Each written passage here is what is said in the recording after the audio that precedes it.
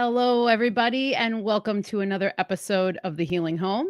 I'm your host, Michelle, and today we are on episode 49. Holy moly. I almost can't believe it's been 49 episodes. And I also almost can't believe that it's been about a year since I started the podcast. So, my oh my, how time flies and how much we learn in such a short span of time. And that's one of the things that's so valuable about life, in my opinion. And today I have a very special guest who I'm really excited to have gotten to know through Beth Martins, who I see is in the chat. What's up, Beth? Shout out to you, because Beth just had Sherry Rothwell on her show it was about a few weeks ago, maybe about a month. And then she came back on just recently. And when I first heard Sherry talking, I thought, oh my goodness, I want to know what this woman is up to because she has so much wisdom to share. And she is actually a registered holistic nutritionist and also a gut and psychology syndrome certified practitioner. And as a person myself who has struggled with their relationship with food since being a young person, as soon as I heard Sherry's output and what she's doing and her own story with food and diet and coming to terms with those things, I was like, whoa, I really, really, really want to have her on the Healing Home. So without further ado, I'd like you guys to all welcome Sherry into the stream with me here. If I can get this, there we go. There she is. Hi, Sherry. How are you? Good. Thank you. Thank you for having me. Yeah, you're so welcome. Thanks for coming. And welcome to the Healing Home. Wonderful. So for anyone who might not be familiar with your work, if you could just give us a quick introduction and you could tell people where they can find you. Okay, sure. Well, I have two different businesses right now that I'm focusing on, always, creating new and more things. But the two things that I focus on right now is Delish Diet, where I help people lose weight naturally without dieting. And that's at delishdiet.ca. And then also I have a food manufacturing company where we make a protein pancake mix that is low carb, and it has no indigestible starches or anything like that. It's gluten-free, and it allows you to make a pancake that is excellent for stabilizing your blood sugar because it is high in protein, and it goes both sweet and savory. So that's what, makes it different than your average protein pancake on the market, other than it's gluten-free, that you can add cheese and vegetables and literally make a Whole Foods meal in under 10 minutes. That's beautiful. When I first saw that you did pancake mix, I thought, oh gosh, that's awesome, because pancakes are like one of a lot of people's favorite foods. And so most of the time we think of them and it's like sweet with butter and all the syrups and all the things, which is, delicious. Who can deny that? But seeing this, to me, it seemed like it's such a great vehicle for adding other things to it, as you do. Like, you have tons of recipes on your website, which is beautiful. You share a lot of information. You share a lot about your personal story. And sharing these things is what breaks people's walls down, and it kind of opens them up. It allows us to get into their psychology, into their emotional sides. And I think that, as you know, is where a lot of the deep healing happens. And that's one of the things that I recognize about you right away is you being very open and wanting to get to the root cause of things. Yes. And that's one of the big things I want to dig into with you tonight, because the root cause of anything is usually comes up on the surface level, but we don't really see it until we actually really tap into that sort of thing. Yeah, exactly. Like, most people don't even think in that way, right? Our culture teaches us that we basically are a machine. We have parts. We go to a specialist. That person is an expert in that one part of the body. Those experts don't speak to each other, like as though our body parts don't speak to each other, which is completely untrue. Everything is interconnected.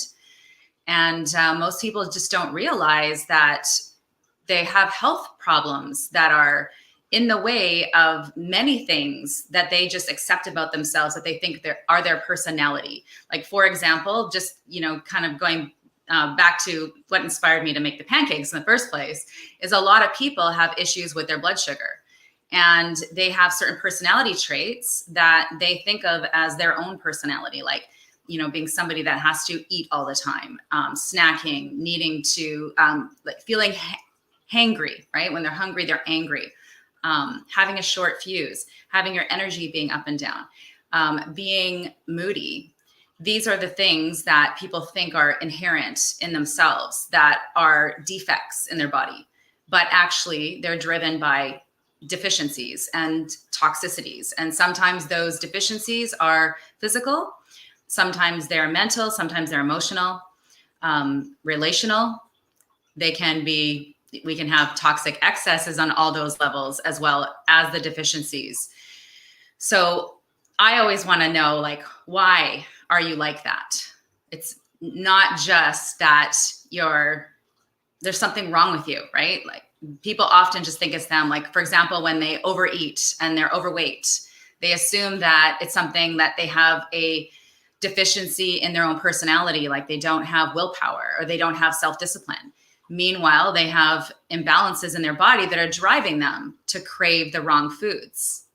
So no matter what they do to try to change their, habits and personalities, if they don't actually address the root cause, they're always going to be fighting with themselves over, certain foods.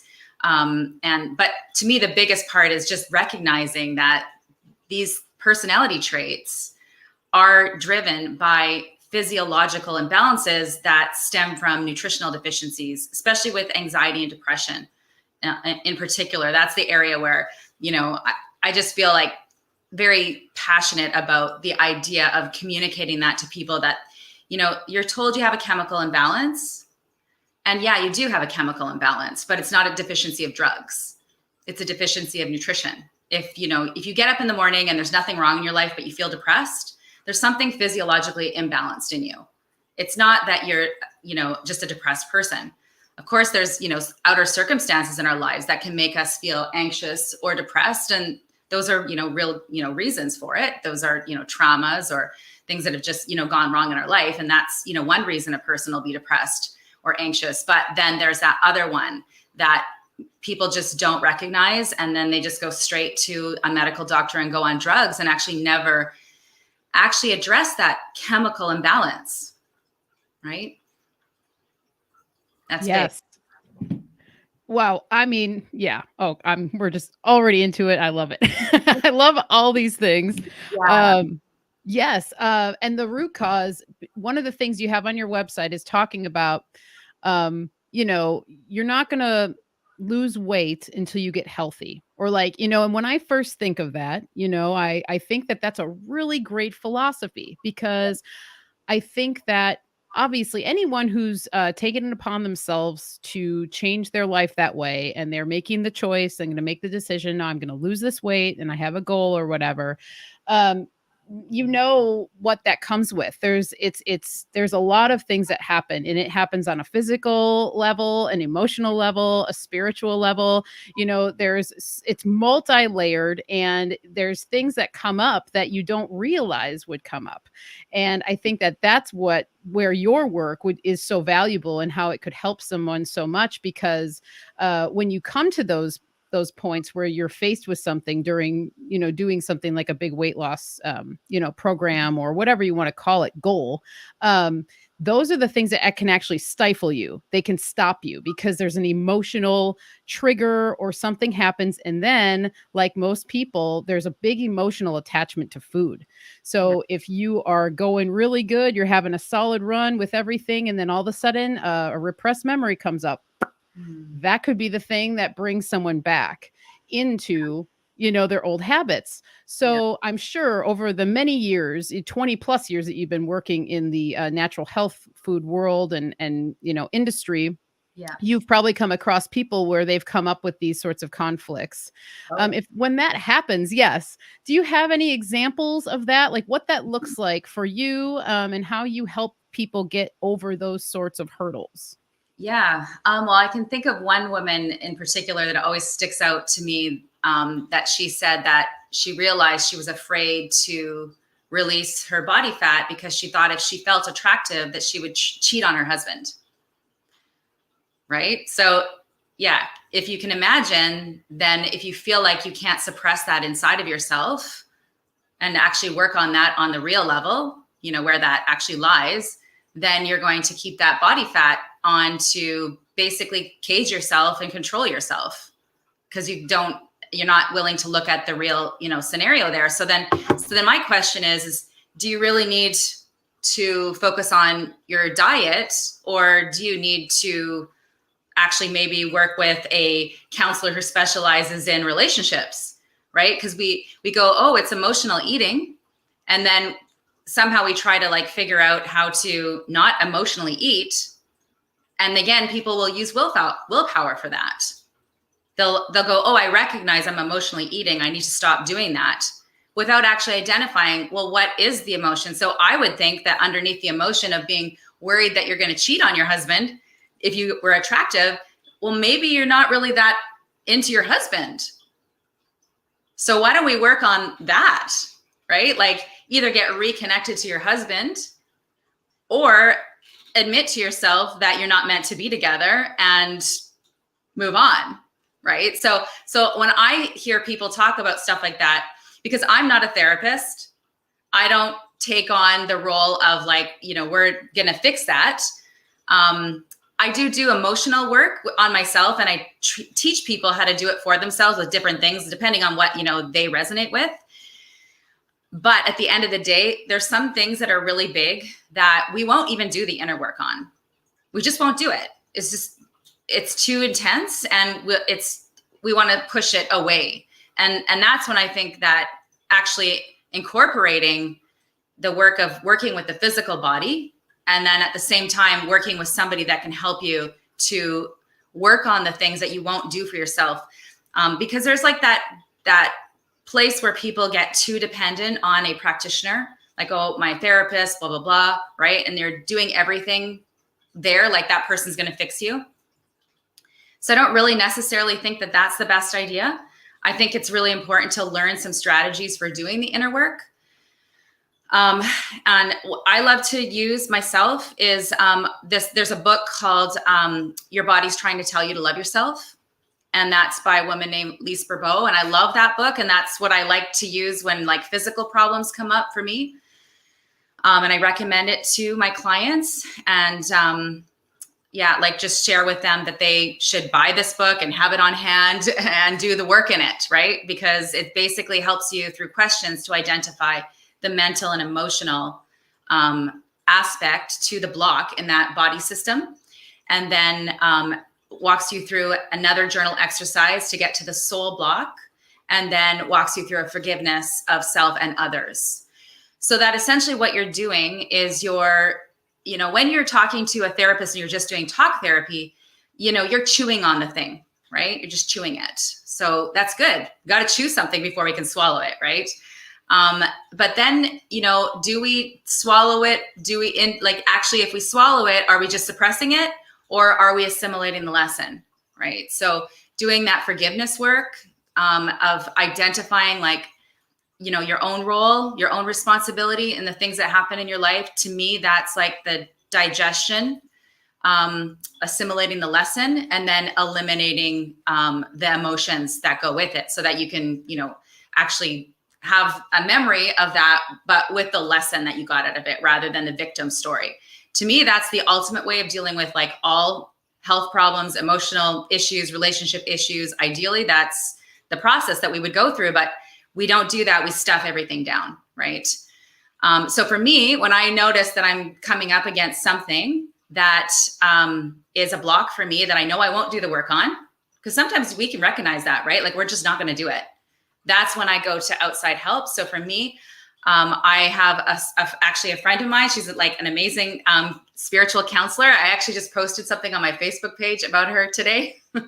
You should interview her next. Her name is Marie Martin. Nice. I read this post that you made, by the way, but continue. Yeah. So she helped me last night in an incredible way on something that I, just was like, I'll never get to the bottom of this in myself after doing like so much work on different aspects of it. So yeah, I recognize when I need help and then I ask for it. And that's another important part of things. But getting back to the emotional eating. So that's to me the root of actually getting to the root of the emotional eating. But at the same time, there's ways that we can emotionally eat and not hurt ourselves, right? Like I emotionally eat because I'm human and I have emotions and I don't always have the opportunity in that moment to do the inner work. So what am I going to do? Hurt myself? No. I'm going to find a way to emotionally eat in a way that's not going to harm myself. And basically, you know, if you go to my website and go on the recipes and like click on chocolate, there's all the recipes that you can make that are sweet, creamy, delicious, and they're going to make you feel good in the moment, give you that serotonin, dopamine hit that you need. And you're not going to actually suffer for it later or feel bad. So that's part of it, I think, is we already feel bad. And then we go for the junk food, the things that are made with poor quality ingredients, white sugar, refined vegetable oils, poor quality dairy. They throw off our blood sugar, make us feel disgusting, you know, cause our blood sugar to go up and then down so that we feel good, then we have a crash. And then in that physiological state of the crash, there's no other feelings available to us other than guilt or shame, right? Right. So when we choose to, I call it blissful binging. We choose foods that we know that we're going to eat, even when we recognize we're doing it emotionally and we're just, you know, looking for pleasure, that it's not something that's going to hurt us. And the beauty is of these recipes, because they don't have actual sugar in them, they do not cause you to overeat, and they're high in fat. So you cannot, like if you eat, say, for example, a Nanaimo bar that you've made with lots of fat and no sugar, you just can't eat a whole tray of them because that fat will make you be like, oh, that's disgusting. I don't want any more. Whereas, you know, the sugar, you just never get satiated and you can eat the entire tray. And then it triggers you to go from feeling bad to worse, right? So I think it's just a matter of like recognizing where you're at, what you need, what you have the time for, but also recognizing that you do need to do that inner work, whether you do it, find a system that works for you on the individual level and find someone to work with to help you go deeper in the areas that you get stuck. Yes, indeed. Wow, that's a great solution. Like very, very awesome. I mean, I can just feel how familiar you are with this work, and it's really awesome. I'm really honored to be able to be talking to you about this because it's something too that I think a lot of people know about emotional eating, or they think about it, or they think about just diet in general, but there's just so much information that we're bombarded with about diet. What's the best diet?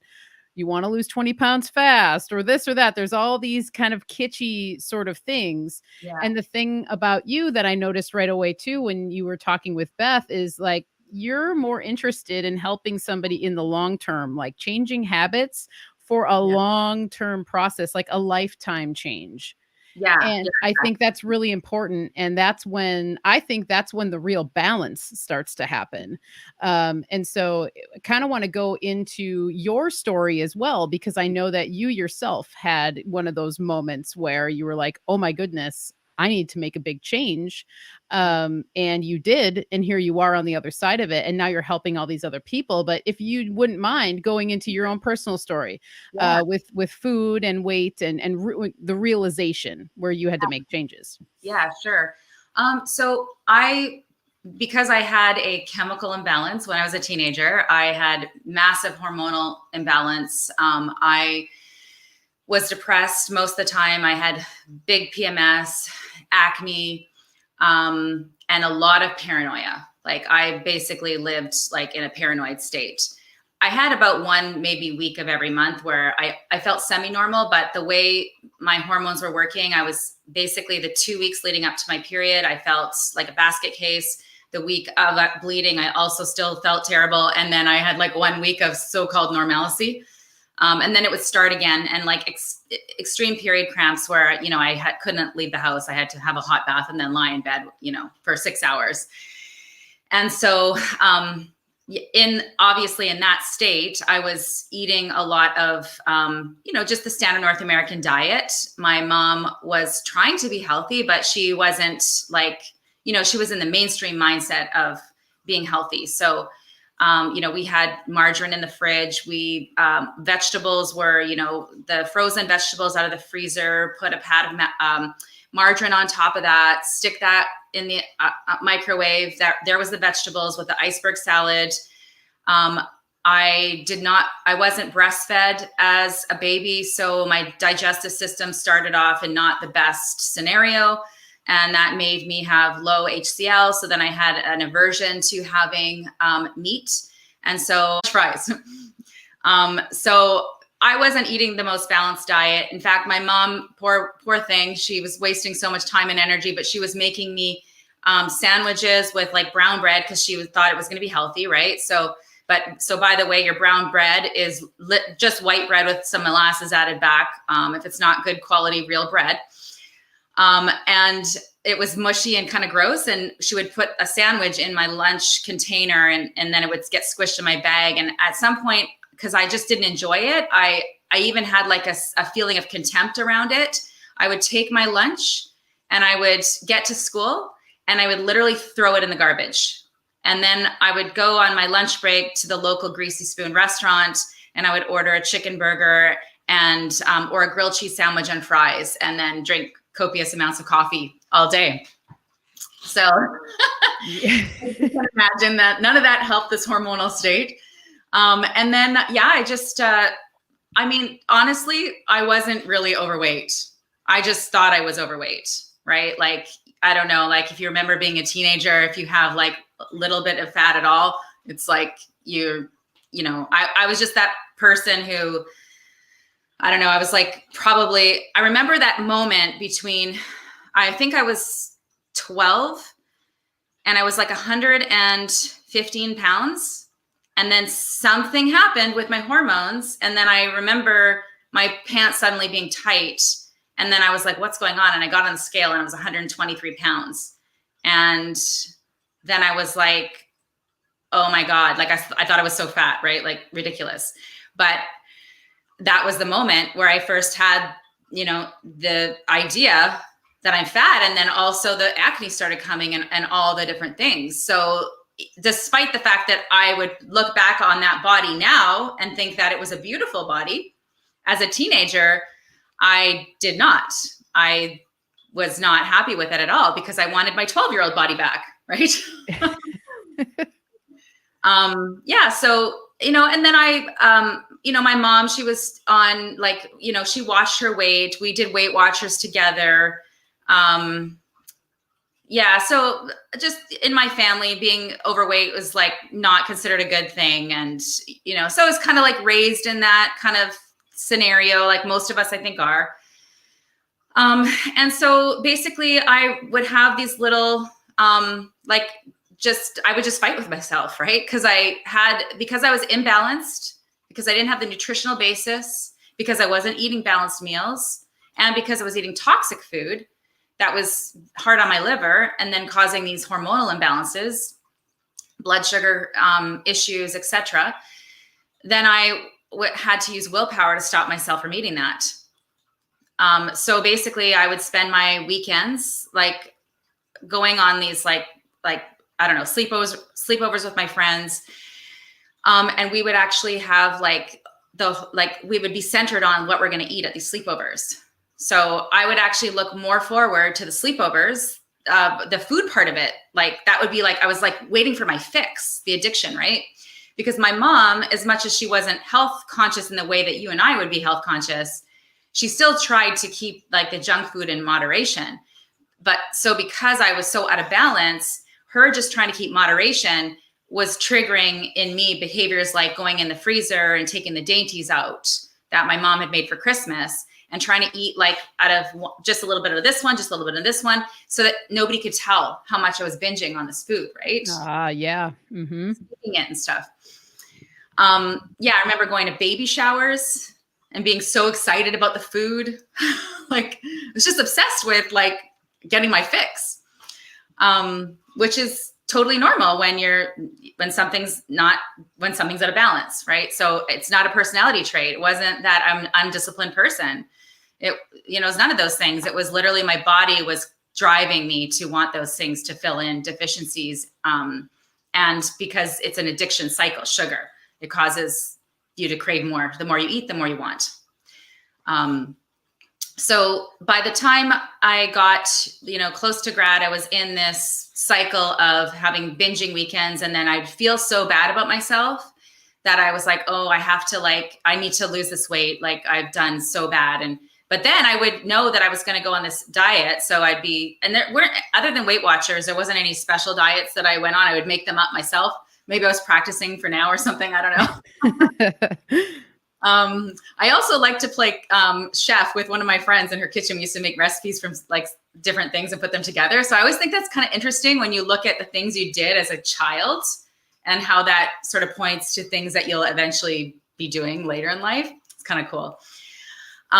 So I would have so my weekend would look like this. Okay. Sunday night, I would go and get a McCain cake from 7-Eleven, some chocolate bars, probably some pop. I don't know what else I would get, but I just get as much as I possibly thought I could eat. I'd go to McDonald's and I'd get like a double cheeseburger. McDonald's meat was the only meat I liked, probably because it was mostly soy. And then the French fries and, all the stuff. And then, cause I knew I was going to go on a diet. So I had to basically get my fill the night before. But then I would also literally go and buy 8 magazines. Like I would buy every adult, beauty magazine and every teen beauty magazine there was, plus movies that had really beautiful actresses in them that had beautiful bodies, because I was trying to use those to inspire me, or to motivate me to be like them, to do this. Right.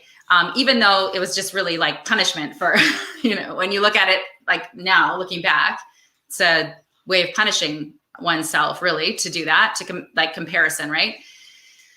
And then I would just start under eating and I would do Denise Austin videos and Susan Powder videos and the aerobics. And I would just do it until I could lose some weight. And then of course, what are you going to do once you've lost the weight? You can't keep that up forever. So then I would quit and then I would just go back to what I was doing before and then gain the weight back. Which to just in the context of it was really only 15 pounds that I was going up and down in high school, but that, felt like so huge. So that, whatever, I just had to settle on that. I starved myself for grad. So I looked nice in my grad photos and then I bounced the weight all back. And then I remember seeing a picture of myself and feeling really embarrassed to be seen in public. And then, I just didn't really think anything about it. I just thought the only way that you can actually be so-called healthy or have a normal body weight is that you'd have to eat salad and carrot sticks and, lettuce for the rest of your life. So the level of consciousness that I had about health and how the body worked was so low at that time, which makes me understand why in the general public, most people, probably a lot of the things that I'm educating people about might go over their head because they actually don't understand how their body works. They don't really understand nutrition and how it impacts the body. And they've never even really had an experience with real food. Their experience has been on the standard North American diet. So they believe the same thing as I believed, that in order to be healthy and have your ideal body weight, that means you have to give up all your pleasure and you're never going to enjoy life again. Right. So without, getting into my story of becoming health conscious, in my early 20s, I became health conscious. I healed myself of this raging PMS. And then I discovered that as a result of choosing to eat healthy and not even think about my weight, suddenly I was like, oh, wow, I'm literally back down to my ideal body weight. And I didn't even try. And at that moment was when I understood that, eating a natural whole foods diet would support me to maintain my weight without having to worry about it and, diet and stuff until I got to my mid 30s. Right. So this beautiful whole foods diet worked perfectly in my 20s. It was vegetarian because I had become a vegetarian. And then in my mid 30s, well, after having my son, I gained weight and it was very hard to lose it. I mostly lost it. But then after having my daughter, I just accepted being slightly overweight and just accepted it because I just didn't want to put my energy there. I never wanted to be that person again that was obsessed with my weight. So I was like, I'll just accept being overweight. But then in 2 months, I went from overweight to obese, and it put me in a state of complete shock because I had no idea how that could even happen without even with no change in my diet, right? Like the same diet I ate in my early 20s that I was slim on had me overweight in my early 30s. And then by my mid 30s, after 2 children, had me obese. And I went into a total state of futility because I was like, if I could be obese, then there's no hope for anyone. I am not going on a diet. I am not going to count calories. I am not going to the gym. I was just like, for 1 year, I sat in the state of complete futility. Like, there's just nothing that I can do. I'm already doing everything right. Like I was pissed, right? Like I was totally in victim mode about it. And then I had an opportunity come to me. This woman was hosting a weight loss summit. She had a whole bunch of famous people on there, and sort of last minute, she had seen my work that I was doing with a company called Domestic Diva, where you're teaching a sugar detox and how to make fermented foods in e-courses. And she was like, you know, Sherry, I just had this like intuition that you should be on the summit. And because she had never seen me obese, right? Because it happened in like under 2 months. And I looked at this email and I was like, this couldn't come at the worst time. Like, how could I possibly speak to weight loss when I'm now obese, right? So I sat with it for a bit. And then I thought, well, you know, I can, you know, put my tail between my legs, let her know that I'm obese and clearly I know nothing. You know, not accept the offer. Or I could use it as an opportunity to give myself a time limit in which to figure this thing out. And I chose the second. Woohoo! Oh, yeah. Choice. Yeah. That's so hard for me because I was living in Winnipeg at the time, and I was like very well known for my nutrition work and getting out in the community and doing talks and stuff like that. And then to have to show up in public as a holistic nutritionist, literally wearing on the outside of my body that I had a health problem that I could not figure out for myself. Right. So I really had to like work through a lot of shame. Like, I mean, I was doing things like taking my computer and putting it up like this, right? So that I would look thinner. Oh, snap. Right. Yeah, so embarrassed about what had happened to me. My cousin posted a picture of me on Facebook, and that's when I first realized that how much weight I'd gained. And I literally went into shock. Like I untagged myself in the photo because I was so embarrassed. I did not want anyone to see me like that. And when I saw the weight on the scale at my mom's house, I literally went into fight or flight. I felt the blood literally leave my internal organs and go into my hands and feet. And then I went up to the table and I could hear people talking and I could barely understand what they were saying because I went into shock. I was like, how could this be? Like, what's going on? How did this happen? It was just totally shocking to me. So yeah, I had to like work through like all of those feelings. So, you know, I even though I, to be honest with you, because I actually I nipped it in the bud, it took 3 years, which is, you know, a significant amount of time to somebody who's desperate to lose weight. And they never want to hear that from me.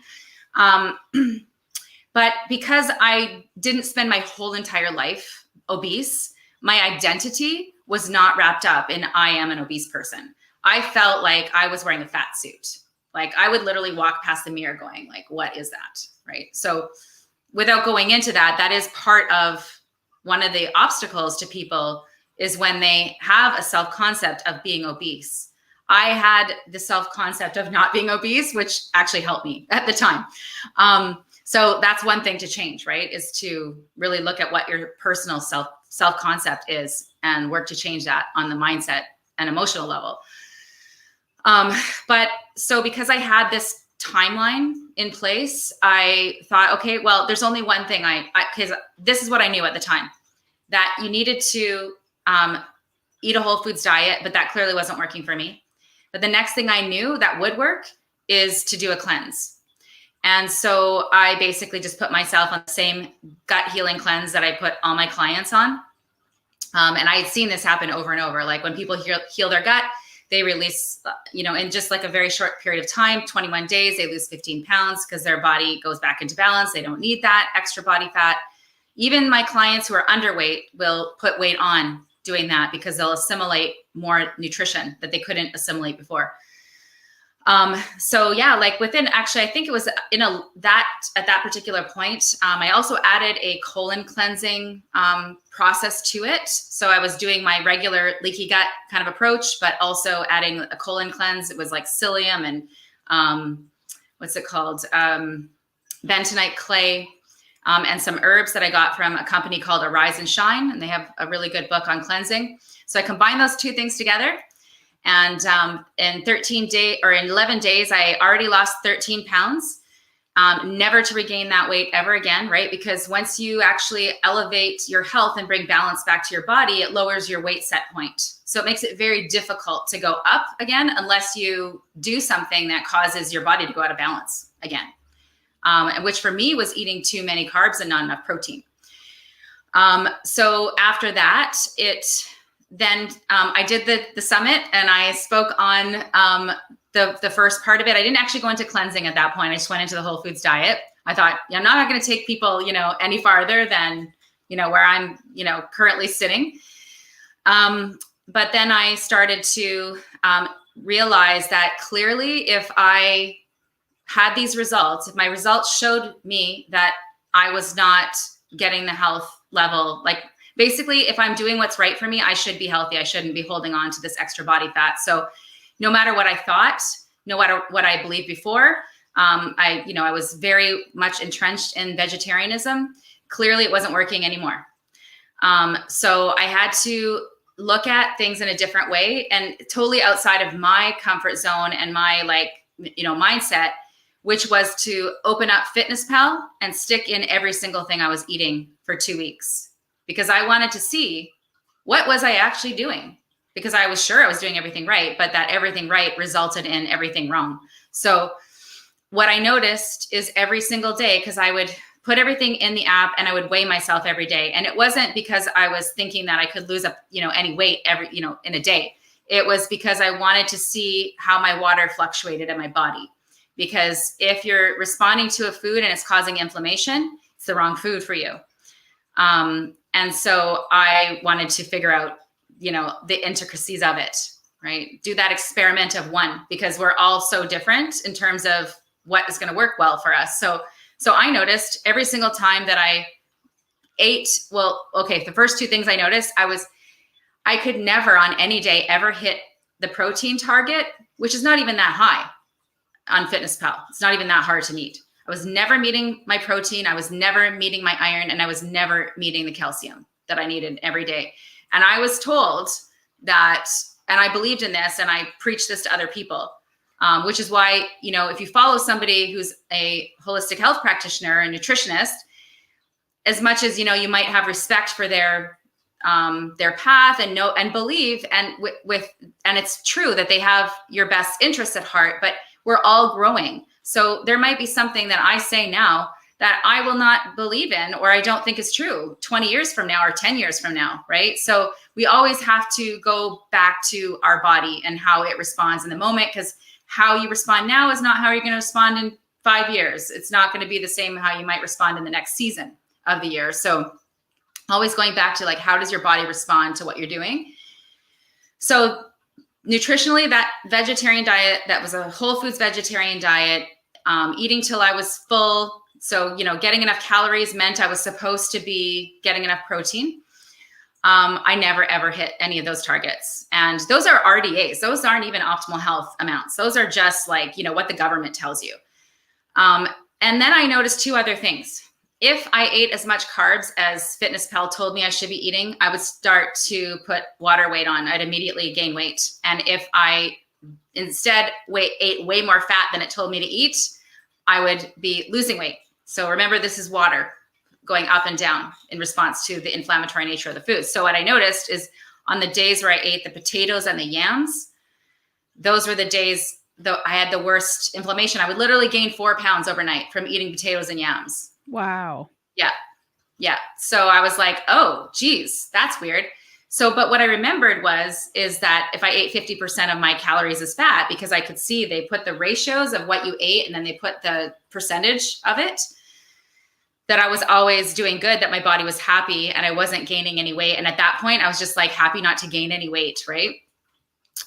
So I figured out how to create a balanced diet that every single day I would hit the protein and the calcium, iron, and the fat percentage. And I literally ate that for a year. And it was this simple. I'll tell you exactly what I ate. So every morning I would eat eggs with avocado and sauerkraut for breakfast. And at lunch I would have a swirly bread sandwich, which is like it's called little bread. And then the pieces are half the size as a normal slice of bread, and it's sprouted. So it's really good and easy to digest. And I'd put a piece of cheese and some meat in it. And then at supper, I'd have a piece of meat. It would usually be like this big. As long as I got a little bit of meat in my diet every single day, I didn't, make it a big deal. And then I'd have non-starchy vegetables on my plate, and then like sour cream, creme fraiche, that kind of thing. But I totally eliminated all the starches. So I had no bread, no legumes, no grains, and no starchy vegetables. And I ate like that for a year. And after a year, in the process, every lingering symptom of hormonal imbalance went completely away. Like I had gotten a lot of strides just by eating a whole foods diet all that time, but I had tension headaches that just would not go away, like never. And that year I committed to having just even a toonie-sized piece of red meat every single day. And suddenly I just started to notice my period, when it would come, there would be no warning signs. There'd be no bloating. There'd be no moods. There'd be no tension headaches, nothing. And the tension headaches were the biggest thing for me. Because I'd suffered with that my entire adult life, even though I was eating, healthy whole foods, probably because I was low in iron. So I basically did that for a year, but it got really boring. And then I moved. And then I got out of that rhythm and I started getting off track and going back to a vegetarian diet. And then I gained 10 pounds back. So I went back from 176 down to 100 and I believe 51, and then back up to 163, just below that level where I took my weight set point down with the cleanse, and then had to kind of start over again. And then at that point, it's the whole keto movement started to become a thing. So I started to learn from Dr. Jason Fung. He's the nephrologist. He's a diabetes kidney specialist here in Canada. And he started teaching about, fasting and eating a ketogenic diet and basically all the science of the hormonal basis of obesity.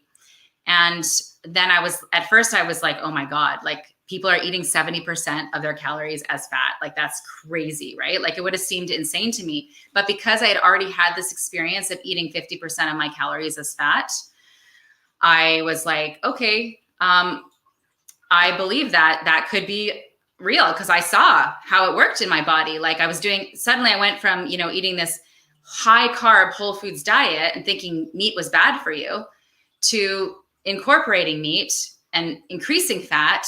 And all I got was like relief of my inflammation, right? Like it was the literal opposite of what I'd been told my whole life, right? So everyone's plant-based. And I did the opposite. And then I got the relief of inflammation in my body by adding meat.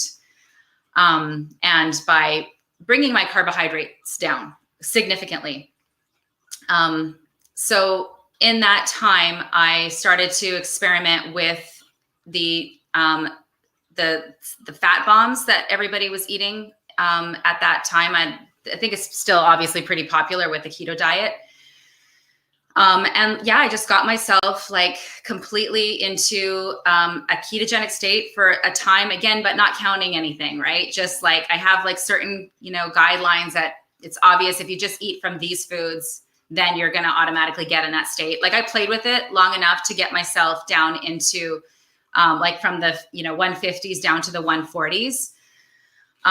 So I used it as another way to get past a weight loss plateau, right? Because we have all these set points. And one of the ways that you can get past them is you basically like shake things up in your body. It's like you confuse it a little bit. It's like, oh, what's happening here? This is different. This is weird, right?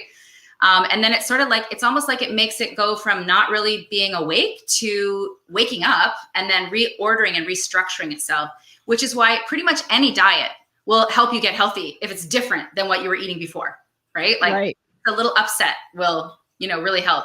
But then what happens is people get really stuck on, I have to only eat keto. I have to only be a vegetarian. I have to only be a carnivore. Like, right? So we get into this idea that it's like the right thing forever and for everyone. So I definitely have gotten into that at different times in my life. So basically now I just eat what I think of as a naturally low carbohydrate diet, which is basically the food that our ancestors ate, which is natural whole foods. But because I have that tendency towards insulin resistance, my biological father is an insulin injecting diabetic. We have indigenous ancestry. So, anyone who has not been like raised on the European diet, half of my genetics were, but for whatever reason, I'm more susceptible to insulin resistance, maybe because of not just those things, but also because I was on a vegetarian diet for so long, which is super high in carb, right? So to me, that was like a shitstorm that came together that made me insulin resistant so that I couldn't tolerate carbohydrates. But at the end of the day, there's ways to increase your carbohydrate tolerance. And that's basically, well, first of all, you have to eat balanced meals anyways, but building your muscle mass will allow you to have more ability to eat carbohydrates. However, when it comes down to it, because a lot of people are, they have a resistance to the idea of low carbohydrate. And I don't. And the reason why is because I always like to go, instead of to science, I like to go to nature. So if you look at what nature shows us, is that most of the so-called carbohydrate foods that we eat are foods that were hybridized to contain way more carbohydrate than they did before. So for example, a banana would, in its natural state, be so much seeds and not that much starch, and it would not be super sweet, right? So we've changed all the things that we eat to be more high in sugar, which is the carbohydrate content of it. Once it's consumed in your body and digested, it becomes sugar. It doesn't matter if it's white sugar off of, a spoon going in somebody's coffee or a potato. At the end of the digestion, it's still sugar. And people would be shocked to know how much natural digestive sugar is in those starchy foods. So if I was living without the industrialized food complex, there is no way that I could eat as much carbohydrates as I ate as a vegetarian. Like the only reason that I can do that is because the supermarket exists. So at the end of the day, if my body is telling me you're healthier when you emphasize the protein foods and you de-emphasize the carbohydrates, then I'm going to listen to that. But I'm also going to see that in my environment, if I wanted a loaf of bread, I would have to plant the seeds. I would have to, separate the wheat berries, and then I would have to grind them into a flour. And then I would have to make sourdough from scratch using the yeast from the natural environment. And this would be a long process to which I might not have enough time to have a fresh loaf of bread, every single day in my house or, for multiple people. So I'm okay with that. Like, I don't feel like I'm missing out on anything to not have those foods. I don't keep them in my kitchen, but if I go to a restaurant, then I'll be the first to have the burger and the yam fries. But in my home, I don't. I keep it to what is I know is going to be the most balanced foods for me, which is your non-starchy vegetables and your protein foods. Yeah, beautiful. Wow, that was great. I'm just love that you're open to sharing your story with this, because that is what really helps other people then to look at themselves. You're a mirror. We are mirrors for each other. Yeah. And so I'm with you on so many of these things, and specifically like the carbohydrates and kind of the confusion that can happen with carbohydrates, because like you're talking about the starchy vegetables and things like that. A lot of times, well, it's a natural carb. So sometimes you think that it is a little better, which it would be. It's better than the refined. Absolutely. But, just as you're saying, it all turns into sugar though anyway. And I think a lot of us aren't, we're not educated in this kind of stuff. No, because everyone's like, okay, I'm going to lose weight now. So I'm going to start eating a lot of hummus and a lot of oatmeal. Right. these are really high carbohydrate foods. And so then people wonder, like, I don't understand. I'm eating like all these plant-based foods, and they're not putting like protein as central on their plate. So automatically that just makes sure that everything you're eating is carbs. And if they are, they're low in protein, which means you have to overeat them in order to get the amount of protein that you need. So it's just kind of a cycle. And you know, that protein is so stabilizing for people, like to experience the difference in your body for, like, you know, people with muscle pain, right? Like, you know, if you're working in a grocery store and you're doing those repetitive movements and stuff like that, you might think it's only just because of the repetitive movements that your body hurts. But actually, the likelihood is you're not getting enough nutrition to repair your muscle tissue. And Right. if you wouldn't have that inflammation and pain, right? So there's, you know, so many different aspects to it. But, you know, at the end of the day, what I did was I basically brought my body back into balance, and it was willing to release that body fat. But until you do that, it's not going to release it, right? Like any person who has extra body fat, it's a sign that you're having insulin resistance to some degree, and you probably lack, and a lot of that is due to not having enough muscle mass, because as we age, we have less muscle mass because we don't maintain it. When we're in our early 20s, our body can actually compensate for the lack of protein, like, because, you know, a lot of teenagers are eating junk food, but they have the hormones to compensate for that, to keep that muscle.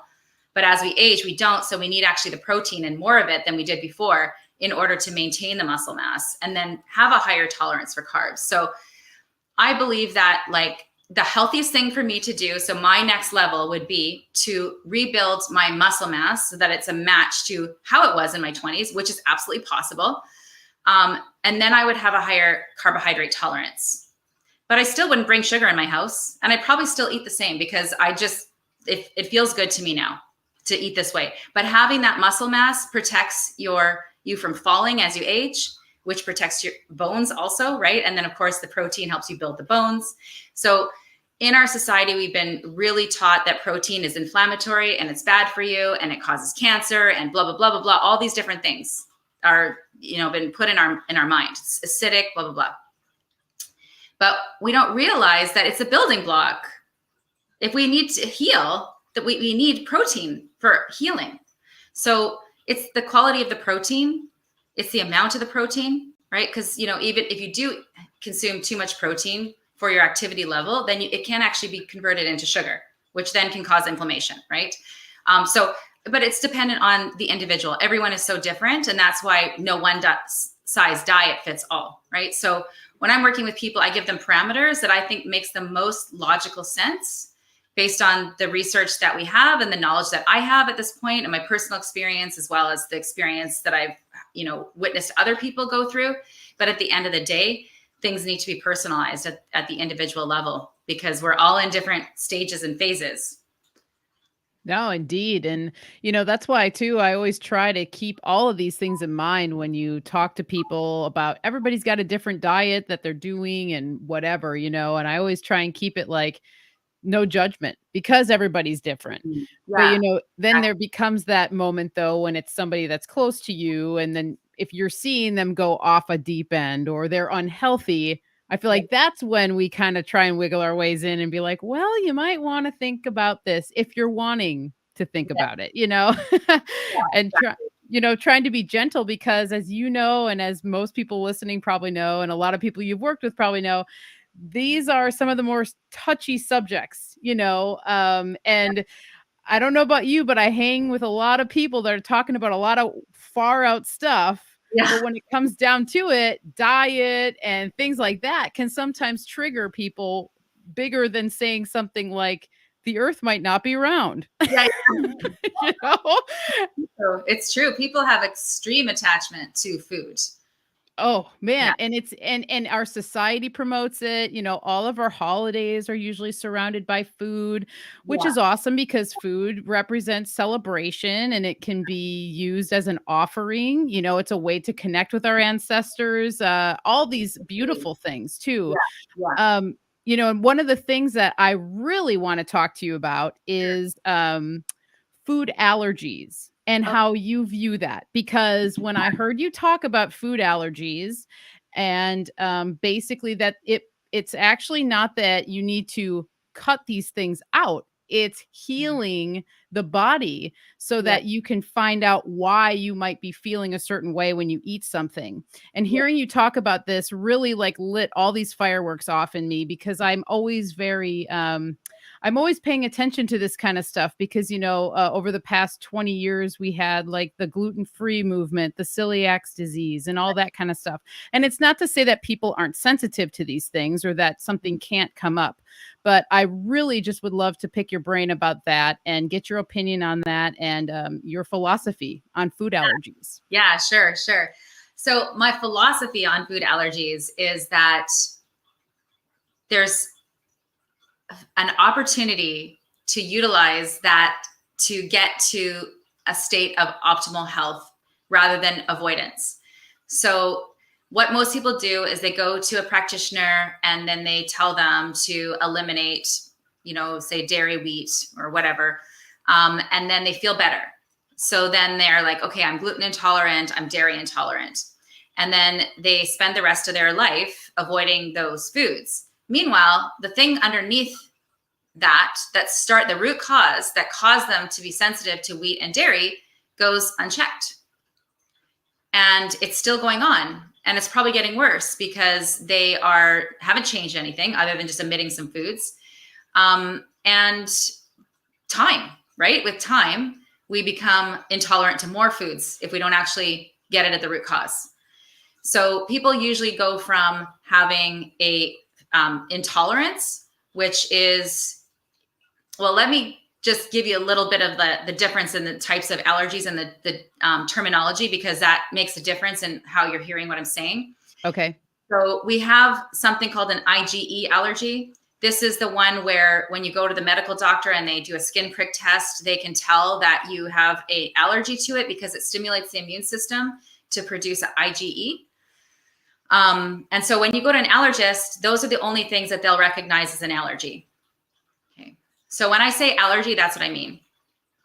When I say a food sensitivity, I'm saying it is actually connected to the immune system, but it's a IgG allergy sensitivity. So we'll call the IgG a sensitivity. So the difference between those two, the IgE and the IgG, so the allergy versus the sensitivity, is that the allergy usually has an immediate response, right? So the person has an anaphylactic reaction to it, or they get a skin rash or an instant stomach ache, or whatever their symptom is of allergy. They're basically going to get histamine response, maybe retaining water, etc. Whereas a food sensitivity, the IgG reaction that the medical doctors don't recognize, that one might not show up till later. So you might have, peanut butter today and be inflamed tomorrow, or in 3 days from now, or in 14 days from now, right? So it's a delayed response rather than an immediate response, which is why they're really hard to detect, because they're not, they don't often happen in a way that makes it obvious, even if you're doing a food diary, because it can happen so much later. So it's difficult to deal with. But then there's something called a food intolerance. And a food intolerance is when you eat a food and you kind of get a stomach ache, or you get bloating, or something doesn't go well. You react to it, but it's usually more immediate. But the difference is your immune system is not involved in it at all. It's literally just you don't have enough enzymes to digest that food optimally. So usually people have an intolerance. So let's look at something like dairy and what it would look like in all the different ones. So if you had a dairy intolerance, you might be able to eat ice cream, but you can't have sour cream. Or you might be able to have 1 cup of yogurt, but if you had 2, then you'd get your stomach ache. So the reason why the person is reacting to the food is because they don't have enough enzymes to properly digest it. So it's not being properly digested, which is causing the negative experience, the symptoms. So in that case, the goal is not to avoid the food. The goal is to eat the amount of food that you can digest while restoring your enzymes to their optimal amount. And the way you do that is by getting optimal nutrition, because nutrition, your vitamins and minerals, are the building blocks of those enzymes, right? So if you're nutritionally deficient, then you won't produce a lot of enzymes, which is why this becomes a cycle. It's like it gets, then you don't digest your food well. So then you're more depleted of nutrition. So you have less enzymes, until it becomes a worse problem. Now you have inflammation in your gut, right? You go from just, stomach stuff to now intestinal things. And that's usually where you get the leaky gut stuff, where you have the food sensitivities. So the food sensitivities involve the immune system, because with the gut being inflamed, there's holes in the gut that are supposed to open to let nutrients in. But because they're too open and the food did not get digested because you already have weak digestion, it's coming through as half broken up food particles that have protein in them. And your immune system is basically created in such a way that it fights proteins that are not supposed to be in the blood, because it thinks it's a virus, it thinks it's a bacteria, thinks it's fungus, whatever. It thinks it's not supposed to be in there. So it codes for proteins. So then it remembers that food, because the food particle got into the bloodstream where it should never have been, because you should only have nutrients in your bloodstream, never food particles. So that's what gets the immune system to, the next time you have a dairy and it's an intolerance, that dairy protein gets through the intestinal lining into the bloodstream, and then the immune system has a freak attack and thinks, this something really bad is in there.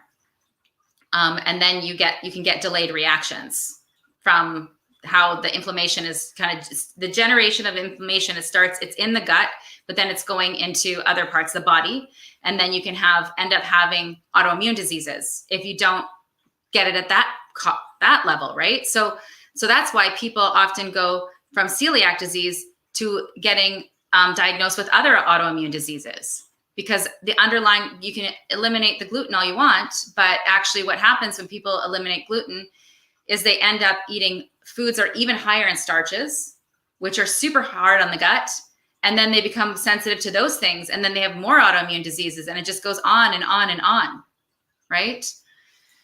So to deal with that at the level of root cause, we have to get the nutrition optimized so we can produce enough enzymes so that the food gets properly digested, so that it's not irritating the intestinal lining and getting through undigested. And then we want to heal that gut lining so it's not inflamed. So once it's healed and food's not getting through there, you're not going to react to that food anymore, right? So that's healing at the level of root cause. Wow. Yeah, I love that, because a lot of times I think about the allergy or the sensitivity to, like, how much of it is an emotional response to something that you have connected to that food. Yes. Or the smell of that food. And there's this emotional trigger that happens. So then you just have like an automatic aversion to it, because the memory comes back of whatever it was that happened with macaroni and cheese on Sunday night, whatever. And I think that it totally goes in line with this, although there's also all the physical things that happen in our system too. Yeah. Yeah, but it's a good point that you bring that up, because that brings me to something else. Because people go and get these food intolerance tests, and they get a sheet like printed up, and it'll have different food categories that are tested. And then there'll be a red zone and a yellow zone and a green zone. So everything in the yellow zone is like, be cautious about this food, that it's showing that your body's not loving that so much, and then avoid the foods in the red zone. So this is like, a test that you can get from like a naturopath or something like that. And basically how much is going to be in the red zone on that day is going to depend on your stress levels, because it's basically measuring your body's reaction to the food. But if you go on a holiday to France and you're eating non-GMO, einkorn wheat that has not been hybridized, and there's no glyphosate on it, and you're super relaxed because you're in France and you're enjoying yourself and you're like on a holiday, well, you're not going to react. You might not react at all, or you just might not react nearly as much, right? Because your stress is not shutting your digestive system down anymore. So that is like a huge, huge factor. I've heard that from a lot of people. Their intolerances go away, or their sensitivities go away when they're traveling, because of either the quality of the food, or their nervous system finally can relax. And so then they're less reactive, because that stress from cortisol is inflammatory as well. So that's not going to help the gut lining to heal. If it's constantly in excess, it's like quite caustic. It breaks down tissue in the body, just being in a chronic state of stress.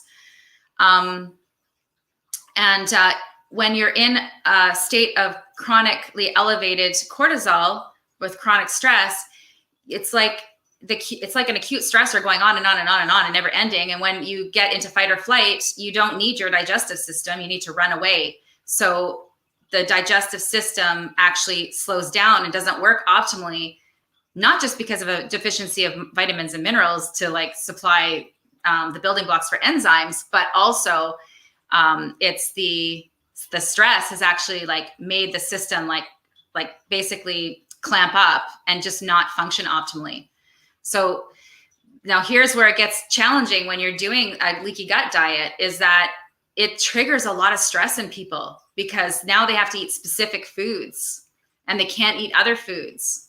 And they're, trying to go to work and like live their life, and it's complicated. So there's a fine line between, doing a gut healing diet and things like cleansing, etc. But how to counterbalance that with enough relaxation and de-stressing to actually be able to go into healing mode. Because if you're doing it and you're showing symptoms of high cortisol, you're not going to get the healing benefits that you could get if you were in a state of relaxation, which is rest and digest, like the animals do, right? They just go and fast and sleep to heal, right? But we don't have that luxury in this society because, number one, people have to put a roof over their head and they have to go to work. They can't quit their job. So we're just kind of stuck between a rock and a hard place when it comes to like healing ourselves. So no wonder it's not that known out there that you can heal yourself, because most people can't even stop their lives to really think about it long enough to know what to do or have the time to do the thing that's easy, which is to just sleep and fast, right? Your gut will heal if you don't eat any food. That's the easiest way to do it. Totally. No, it's true. And I think too, but just going back to like the emotional connection, it's serious. It's a serious thing, it's the real deal. And when someone's comfort is taken away from them, or they're choosing to abstain from it, like we're saying in the earlier, it's just like, that's when the floodgates open. That's when all the things like, well, why am I attached to this? So I always want to eat this when I read something sad in the newspaper, or, whatever it is. Oh, yeah.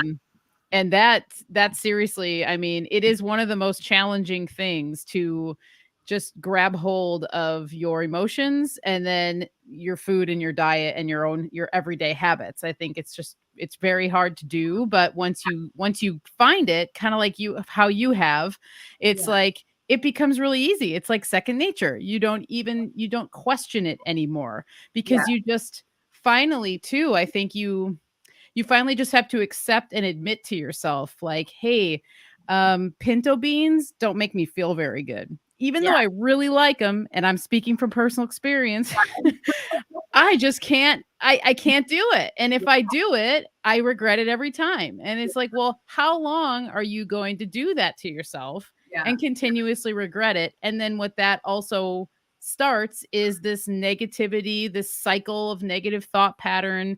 It starts the cycle of telling yourself, oh, you did it again. You're so bad, this and that, which then again leads to the stress going up and all the things.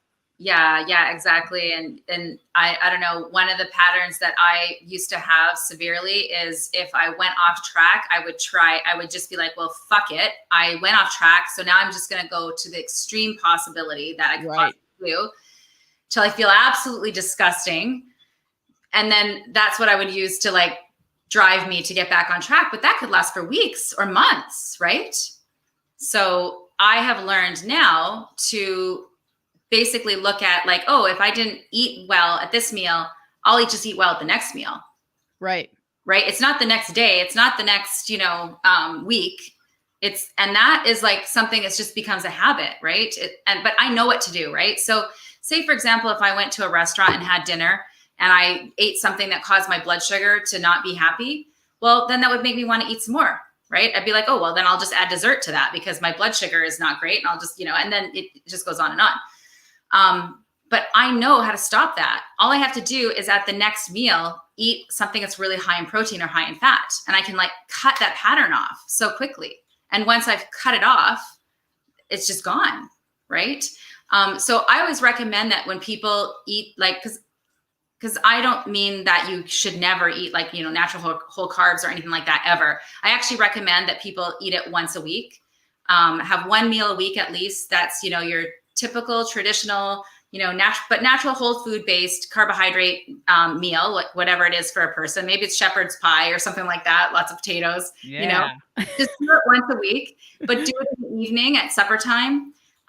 Because you're less chance of triggering that cascade, right? Like when I used to do it, I used to do an eat up day, and that was hard because it was like, basically I'd have something, I'd go to say a restaurant. I would make it my day where I was like, oh, I'm just going to like eat every meal out at a restaurant. Cause like, I'm not bringing the stuff in my home, but it's my eat up day. So I'm just going to go do all that. But I found that it really I just really don't like not having my blood sugar balanced. Like, I know so much what it feels like to be balanced that it's just not even worth it, right? Like to me, it is worth it to go out for, dinner with friends and, like once a week or whatever. But to me, it's not worth it to do 3 meals in a day. And I just don't like it. I like feeling balanced. So I've had that feeling enough to know. And one of the things that I've noticed working with people is they don't even know what balance feels like. They're missing. So because of that, they think that to eat healthy, they're going to have to fight with themselves forever.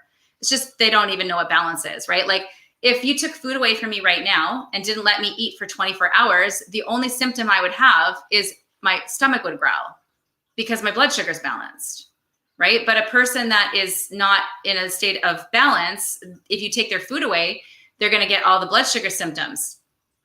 They're going to feel terrible. And they're going to be like, I can't imagine my life without this food and that food. And right. Like as soon as there's like a really intense connection to a food that you can't imagine living without, then there's an addiction. And I have one right now. It's coffee. So I'm not, perfect. That is, everybody knows me as like, the person who drinks a lot of coffee. So I know what it's like, but yeah, everything. And actually you can have allergy addictions as well. So an allergy addiction would be the food comes with, you feel addicted to it and it'll trigger that you want to binge on it. And if you stop eating it, it makes you feel bad. And it usually causes like, swelling and all that kind of stuff. So if there's a food that you can't imagine eating, because if you stop eating it, you feel bad, you probably have an allergy addiction to it. Wow. I've never heard that before. That's awesome. I mean, it's not an awesome thing, but it's awesome to hear it. Yeah, exactly. Yeah. And then you can actually have even food like allergy addiction complexes where it's certain foods mixed together. So I will notice actually for myself that it's different. Just having a black coffee feels different to me than having cream in my coffee. Yes. It's like, it's not as satisfying just to have the black coffee. I don't feel as good of a buzz on it. Right. Like, and for me, the buzz is more emotional. Like I feel like the serotonin hit, right? Like, I'm like, oh, I'm happy. So yeah, that's my advice. I have to say, I read I just recommend everybody go to your website and read your blog posts because you have really great blog posts, but you have one about coffee. And I think it's just titled fasting with coffee ? Or cleansing with coffee. Yeah. And when I read that, I related to you so much with that because coffee is one of mine as well. Mm-hmm. And you explained it to a T, the way you explained it. I'm like, this is exactly how I feel about it. It's the boiling of the water. It's the smell of it's the hearing the espresso bubbling. It's all the things. Yeah, totally. Because as from a young age, as you were too, I was drinking coffee. I was a barista for over a decade. Okay, yeah. So I have such an emotional attachment to it. And I too have that same feeling, which is very interesting. I've never heard anyone say that. I used to only drink my coffee black. Right. And then I started the cream and I was like, oh man, well, what the hell have I been missing? Yeah, totally. Yes. And it's that same feeling though. It's more of the serotonin and there is this immense comfort that Yes. I get from it. Oh yeah. But Yeah. I've finally gotten to a point where I can be like, "No, I'm good. I'm Yeah. good." And then I'll be like, "Okay, I get to have it, once or twice a week." And Nice. if I go over that, then I do start to feel it. Like I can be like, "Okay, I know." But I just related to you so much on that level. Oh, nice. And I appreciated that you shared that. So, Yeah, yeah. I had to like come to some sort of thing with it that would allow me to still cleanse, because otherwise I just would put cleansing off forever, right? Because I was just so into it that I would just put it off. And I was like, well, just forget it. Just have your black coffee, have it cold brew, just make it the healthiest version of coffee you could possibly have and still do your cleanse, right? Because, even a half-assed cleanse is better than no cleanse. yes. It's like, it's big, but that is one of my next things that I need to tackle in my life. And actually I should probably work with Marie on that one, because I have such a strong addiction to it that I don't think it's healthy. Like, I feel like it's something that I don't have control over. Like, I feel like I shouldn't have that kind of a relationship with a food. I want to be where I can have it once a week, right? Or have it or not have it and have no withdrawal symptoms or anything like that. So I know that there's like something, intensely emotional related to that, because even when I've gone, like, because there have been time periods that I've gone off completely. And, but if I just have one, I act like an alcoholic would act with one drink. Like when I was pregnant with my son, Isaiah, I went off coffee. That was fine. When I was pregnant with my daughter, I went off coffee. But 3 months in, I thought, I'll just have one decaf. I had that one decaf, and then I ended up drinking decaf coffee for the rest of the pregnancy because I couldn't stop. Yeah. Right? So it's definitely like to a level that, I just don't want anything to have that much power over me at the end of the day, Oh, I get it. And dude, you can totally do it. I know you can. Just talking to you and knowing all the things you've done and the amount of self-control and understanding you have, you got this. Yeah. From coffee lover to coffee lover, you got this. Yeah, it's really about making a decision, right? Like, I haven't made the decision yet. And then it really helps to like research all the reasons why you shouldn't do something. That's one of the strategies that can really help. So I know what I need to read. Nice. Just haven't done it. And I got to throw this one up there. Beth says, Church of Coffee. Yes. Yeah. Welcome to the sermon. Yes, I have a lot of espressos with that, but she's a decaf person and she can live without it. She doesn't have the same level of addiction, but I think she gets the same pleasure as I do. Yeah, it's a thing. And I know a handful of people that are in the same boat. My girl Jenny G in here is the same way. She said that she switched to decaf, but every once in a while we'll, dip her toe back in and stuff like that. So it's a thing. And it's cool though that you are so open about it and can acknowledge it. And I think, like I said, that's so helpful to so many people. I felt a stronger connection to you, even though we hadn't even met, just by reading that article, because it's like, oh my gosh, yes, that is exactly how I feel. So and anybody who's acting like, everything they do is perfect, it can't be true. Like, we all have, things that we can grow in areas, and you don't have to be perfect to get amazing, incredible results, right? Like, coffee's not great for your hormones. It's not great for your blood sugar, but my blood sugar is good and my hormones are like way better than they've ever been in my life. And I still have coffee in, right? So, that's better than I think, I would never, I have to be a purist. I can never drink alcohol. I can never have coffee. I could never, I don't know, even what else do people do? Whatever, your vices are. I mean, even if you smoke cigarettes, right? Like, there's so much things you could do to be healthy, that just do the best that you can in the areas that you do have control over now, and not be worrying about the areas that you can't be, perfect in. And it's that like all or nothing, right? So one of the things, that I used to hear growing up from my stepdad was, if you're not going to do something right, don't do it at all. And that's a terrible belief system to have.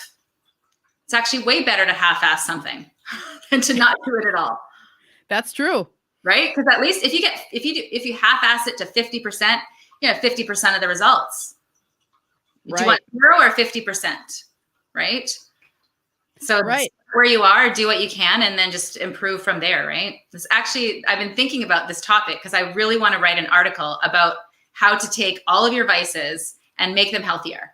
Just to, Ah, like, take the toxicity down, the edge off of it all. Because I think if you give yourself permission to do something, then you have less resistance, and then you're more likely to actually find the answers that you need to, overcome that thing. right. Truly something you want to overcome. But, if when it's down in the guilt and shame, and, and even so many of the belief systems, right? Like if you think of people who smoke cigarettes, imagine the belief systems that you would be holding on to about lung cancer if you were smoking cigarettes, right? But it's like, okay, that's not great. I mean, your belief system affects your body, right? Like it's like what you're thinking in your mind is what you're instructing your body to do. So those belief systems don't help at all, when we feel like something is bad for us. But secondly, what's toxic about cigarettes is not so much the tobacco, it's the chemicals that the commercial cigarette companies put in there. So why not just roll your own tobacco? Right. Don't worry about it. Right? Like that's what I would be worried about, the chemicals that are added, not the tobacco and the smoking personally. So, how many people could just take years off their life or put years back on their life and like have less stress and fear and worry about the things they're doing if they just, made their vices healthier. Yeah, I like that. I totally like it because I think that there's something that happens to us emotionally when you're depriving and then it's like off limits, never, I think it totally creates these weird complexes. Yeah. And there are certain things that, you probably, maybe you are going to not do again or whatever, and that could be for the best. But I think when it comes to these sorts of things, being more lenient with yourself and being gentle, Yeah.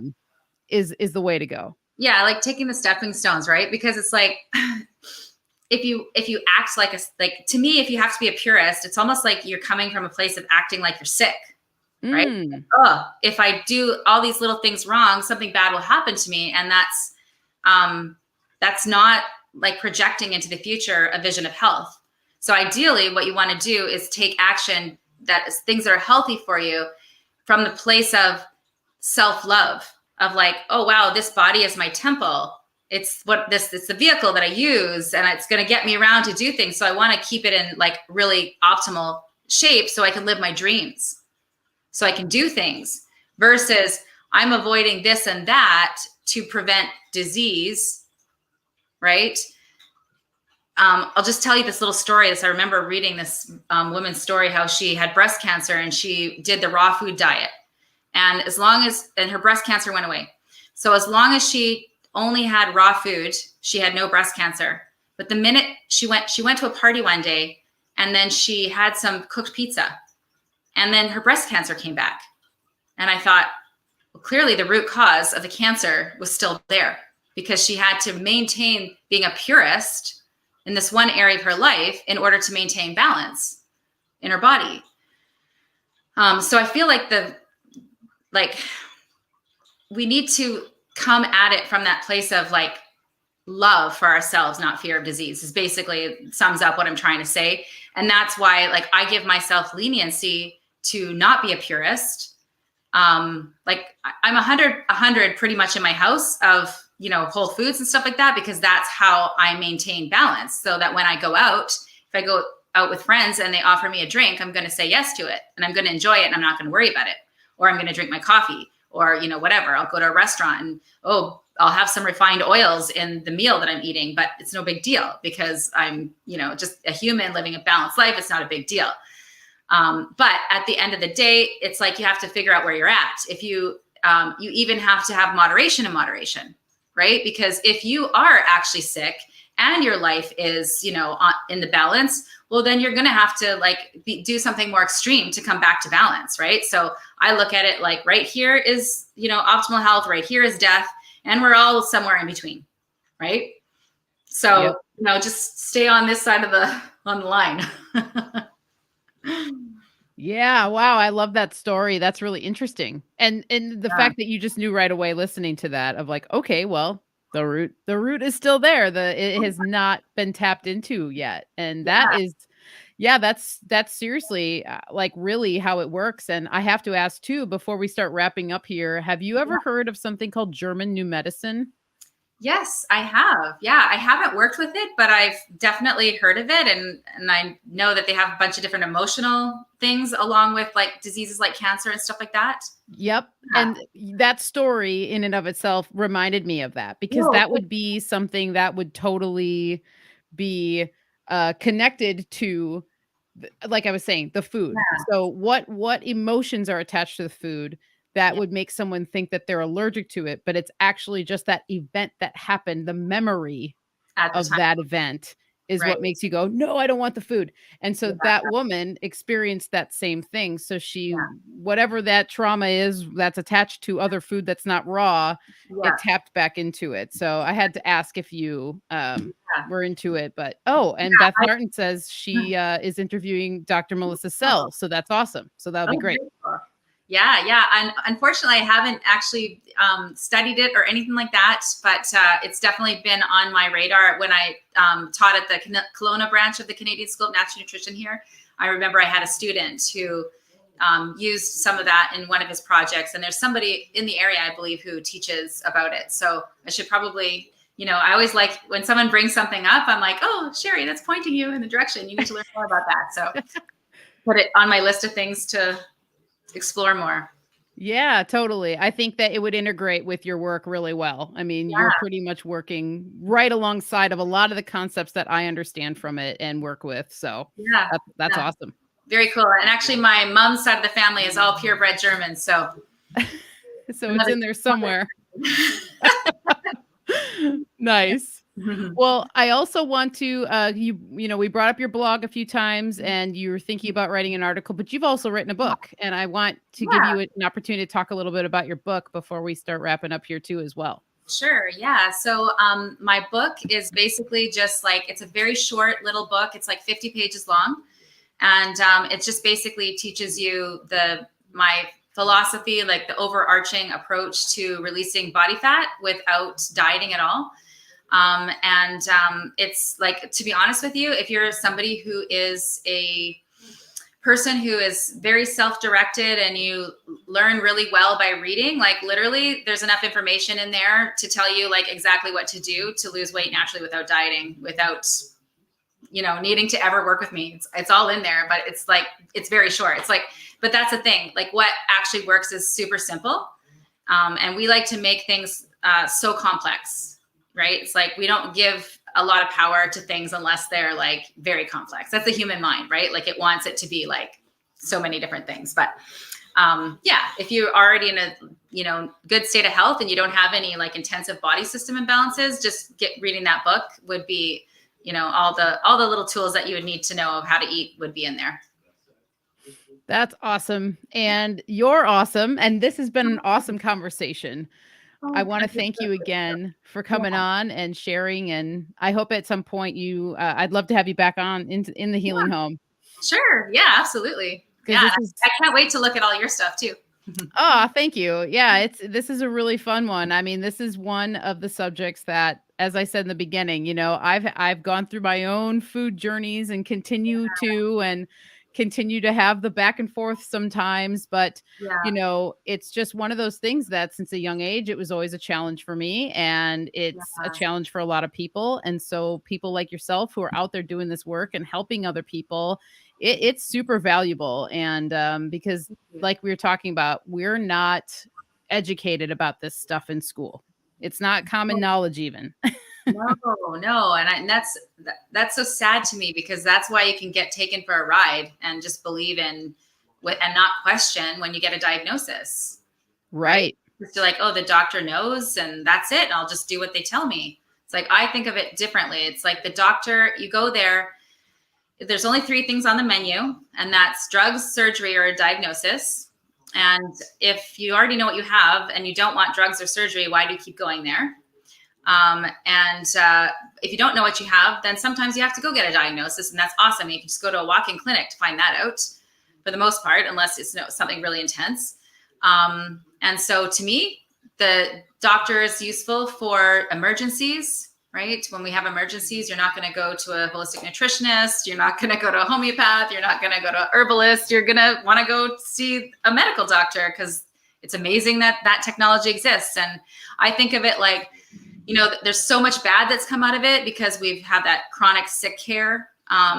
You know, we don't really have healthcare. We have sick care and the management of disease, which they sell to you under disease names. Groups of symptoms get named as diseases, and then that gets sold as things that they can manage for you. But if that had never happened, if we didn't swing to that extreme, then we wouldn't have the amazing emergency medical services that we have, or the capabilities of doing surgeries when things have been left too long and they need surgery, right? But at the end of the day, like literally everything that you could think of, if you just go, well, I mean, the internet is quite censored these days. So this is a lot harder than it used to be, but it used to be easy to just search the so-called disease name that you have, and then put the words, how I healed myself naturally put the disease name in there. And you would hear like all these different stories of different people and what they did to heal themselves. And that's the first step, right? Because if you want to do something, like learn from someone who's done it, they'll show you, and their story will give you the faith that if they could do it, then you could do it as well. And again, like, you know, just because two people have the same so-called disease doesn't mean they do the exact same things to heal it. But it does show you that there's a lot of different things that you could try naturally to heal the disease. But at the end of the day, you know, before you even go to the herbs and the homeopathy, your body is an animal. It needs certain things nutritionally. And if you don't have that foundation in place, then you're literally walking around with deficiencies that herbs and, you know, supplements really can't, you know, superfoods can't necessarily compensate for, right? Because we just all really actually need whole foods. We need balanced meals, and we need to have our nutrient stores optimized. And then from there, then we can look at these more like complicated, you know, protocols for, you know, healing the body. That's my philosophy anyways. Yeah, I love it. It's simple, and simple works for almost everybody, you know? Yeah. So that's the best route, and I love it. Yeah. And you have a workshop coming up with Beth Martins, correct?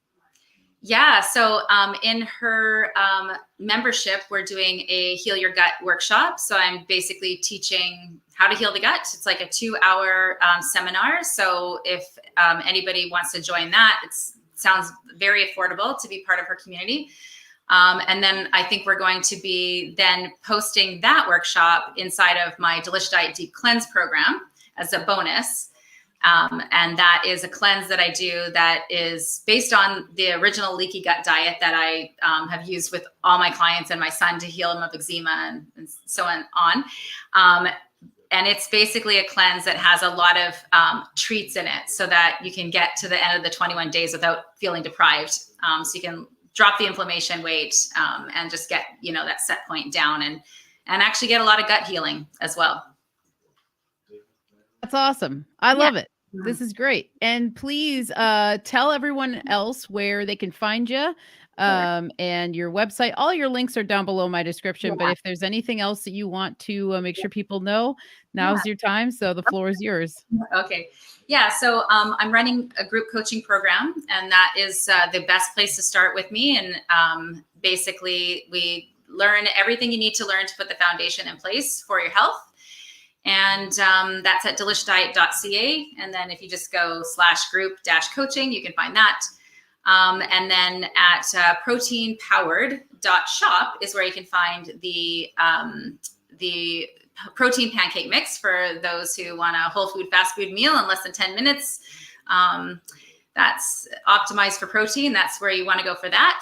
And I actually have another website. It's called nutritionwisdom.ca. And currently it's the old one is at that URL, but I'm actually updating it very soon for those of you who are interested in nutrition in general, but not necessarily specific to weight loss. So yeah, I've had that website the longest and was working in that capacity because I started with gut healing before I went to weight loss. So yeah, I'm just reviving that website very soon. So yeah. couple different ways to connect. That's great. Well, so should I add that to the description, or is it like? Yeah, you can. Yeah. Okay. Yeah. I'm building the new site somewhere else. So eventually the URL will point to something different than you can currently see there now. But yeah. Okay. Awesome. I'll do that. Yeah. But at the end of the day, like what I'm doing with nutritionally with people, it doesn't really matter what you're struggling with, because weight is just a symptom of a health imbalance. So I'm doing the exact same thing with people, no matter what, they're coming to me for. It's literally just putting the foundation in place for healing so they can heal themselves essentially. Yeah, I love that. I love that, thinking about it, the weight being an imbalance, like that is the symptom of an imbalance. Yeah. That is seriously such a, it actually, I mean, I think it's a really enlightening way to think about it. When I heard you say that, I'm like, yep, bingo, that's exactly what it is. But not a lot of people look at it that way. So no, they think it's the opposite. They think that if they lose weight, they're going to get healthy. Right. Exactly. Well, Sherry, thank you so much for your time. I really appreciate you coming on. Yeah, thank you so much for having me. And it's so nice to meet you. Yeah, right back at you. I'm really excited we got to connect, and I look forward to connecting more in the future. Okay, sounds good. We'll do that. All right. Have a great night. Bye. Bye. All righty, everybody. Well, that was another awesome episode, and I learned so much. And honestly, like I said throughout the interview, I feel like there's a lot of crossover with a lot of the things that Sherry brought up about her own experience with weight and learning about her own body and her balance and what was off balance and things like that. So I was very excited to talk to her and sit down and pick her brain more about all this stuff, because it's something that, even if it's not something that you've struggled with, something being food, your relationship with food, everybody can relate to food and how important it is. And how much of a connection that we have with it, whether it's because of flavor or smell or family or place or memories. It's seriously one of the most important staples of the world, in my opinion, because there's a lot of things that can be transferred through food. There's intention that goes into food. There's, herbs from all over the place that go into food. And so anyway, to me, it is seriously a really important subject that is talked about in certain ways, but in other ways, like we were talking about it tonight, it's not talked about as much, And so I really, really enjoyed this. So thank you, Ben. Yeah, Sherry is excellent. And I'm super, super stoked to have connected with her. And another shout out to Beth, because Beth is who introduced me to Sherry through her show, The King Hero's Journey. So you can go to Beth's channel on YouTube and find both of those episodes with Sherry. And I know Beth is also on Rockfin as well, but that was a really good one. I even feel like we got through most of my questions for her too, but I want to have her back on already because she's a wealth of information. As always, I've got some slides and updates for y'all, and I'm going to pull them up here. Now that we're at daylight savings time, or whatever the hell you want to call it, it's dark already. It's so weird. I'm like looking out my window and it's just dark. So I've been so used to having light during the stream. So here comes the big change. michelleshealinghome.com. For all things Michelle and the Healing Home. The website has been revamped, as I've said, and now there's an online store. So if you're interested in purchasing products, you want to learn more about me, you want to read my blog, you want to maybe book a consultation, all of those things are all up on the website. So it's nice and easy, streamlined. Up on the screen here, we have my current menu of offerings. So we've got hemp and honey soap, which I have 2 bars left of. That one went really fast, and for good reason. It's freaking awesome, and I'm really excited about it. And I love hemp. I just love hemp. I love cannabis in general. So hemp and honey is a great combination in soap. It is very lovely, nice lather, very moisturizing.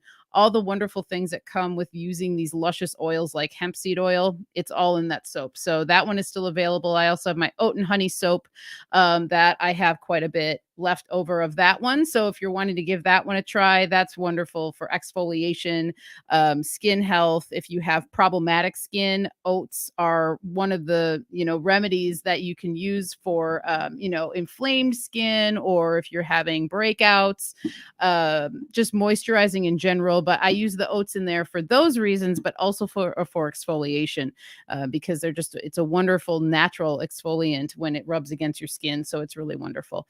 And I've got a couple shampoo bars left as well. And I also have some new deodorant that I recently reformulated that I'm really excited about. Some tooth powder and everything else that you can find on the website if you're interested in any of that. And then you can also see here my bars of soap. The hemp and honey is over on the left, and then the oat and honey on the right. And I love making honey soaps. They're a little more involved because when you add the honey, it actually heats up the process. So like everything gets hotter. So there's like a fine line. There's a very you have to just be very exact with soap in general, kind of like baking.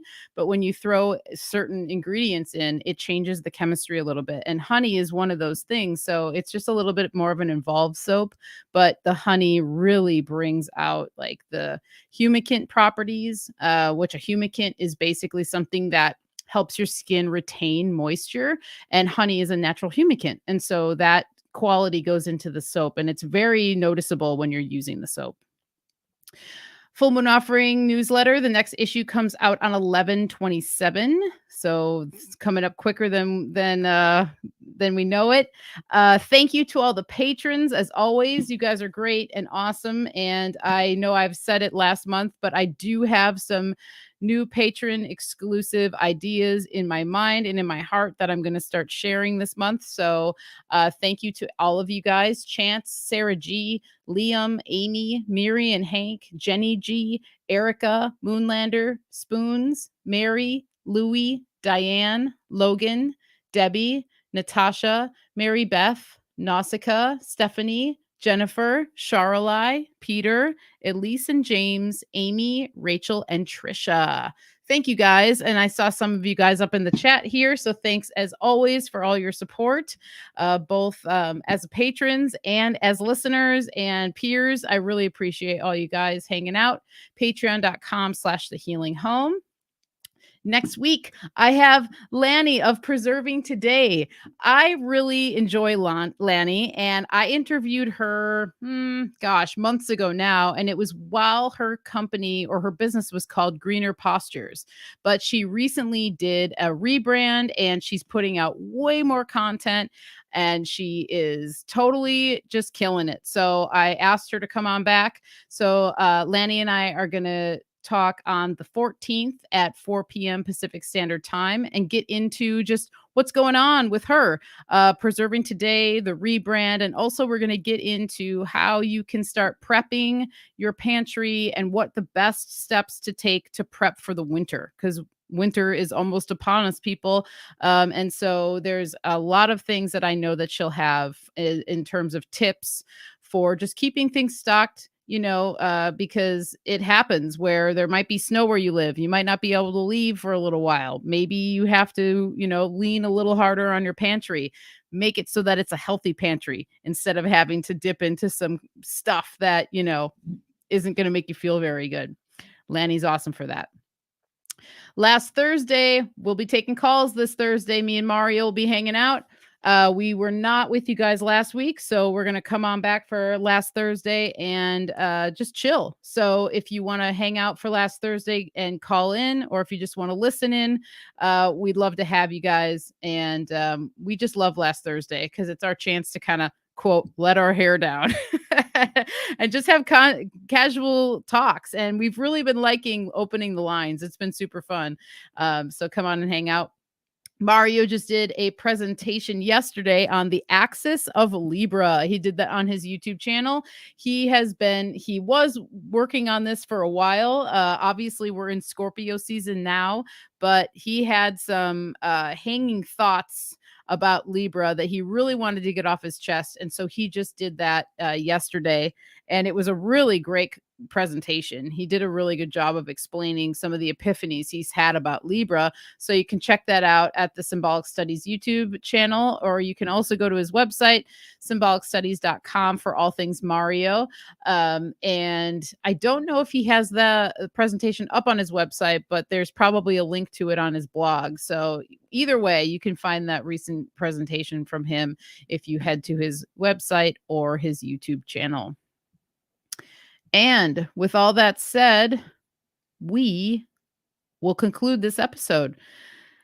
As I said in the beginning, episode 49. Wow. I mean, I'm so grateful and stoked that I started this podcast. So thank you to everybody who has been here listening, supporting, bringing your knowledge, just being supportive, and it's an inspiration. I really look forward to every single episode. I look forward to thinking about the next episode. I look forward to reflecting on the episodes and learning how I can make things better. So it's been a really great journey so far, and I'm really excited to continue on with the Healing Home show and see where it goes from here. I'm pumped. So it's really exciting. So thank you all. And thank you to Sherry. Thank you to everybody in the chat. I will see you guys very soon. We'll see you on Thursday if you feel like hanging out with me and Mario. Until this Thursday or next Tuesday, I hope you guys have a wonderful, wonderful week. And I hope you guys are doing really great out there and enjoying the fall season. Take care.